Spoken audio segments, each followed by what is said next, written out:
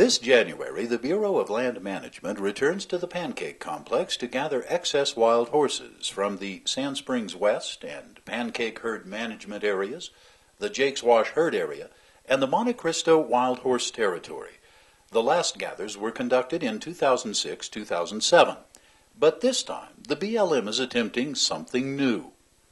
Traditionally, the Bureau of Land Management has used large gathers to address horses in complex. But here we're going to try something different and innovative. On the Pancake Complex, we're looking at using a phased-in approach where we will, over 6 to 10 years, use multiple smaller gathers to achieve our objectives. This is important because it allows us to address a number of factors. One, it allows us to do them more cost-effectively. Two, it allows us to address the constraints we have in terms of holding space. And perhaps most importantly, it allows us to use all of the tools that we have available to us, including sex ratio adjustments, population control. The appropriate management level, or AML, for the Pancake Complex is 361 to 638 wild horses. AML is based on the availability of water and forage and other land users, wildlife, and livestock.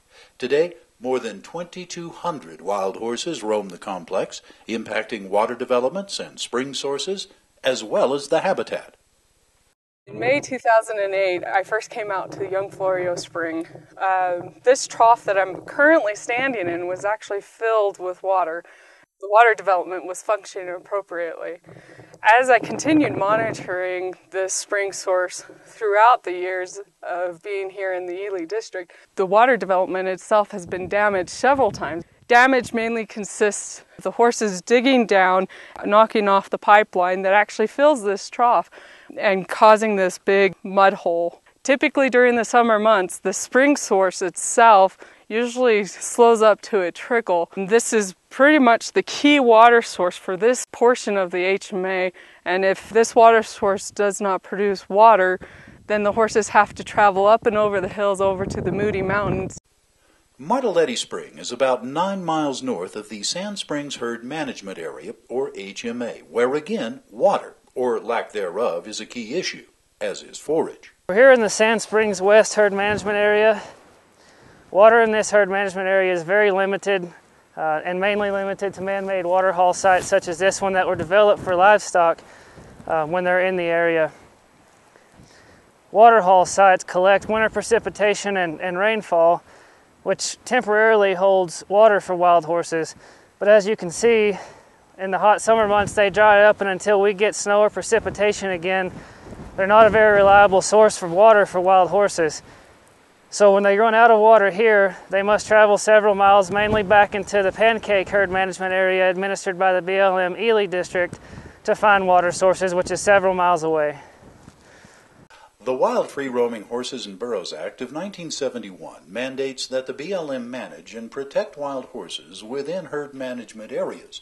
Horses outside the HMAs must be removed, and the gather addresses this need. Wild horses share the range with numerous wildlife species, including antelope, mule deer, elk, bighorn sheep, and sage grouse. And while the BLM does not manage for wildlife, the agency is required to provide for their habitat, as well as that of the wild horses.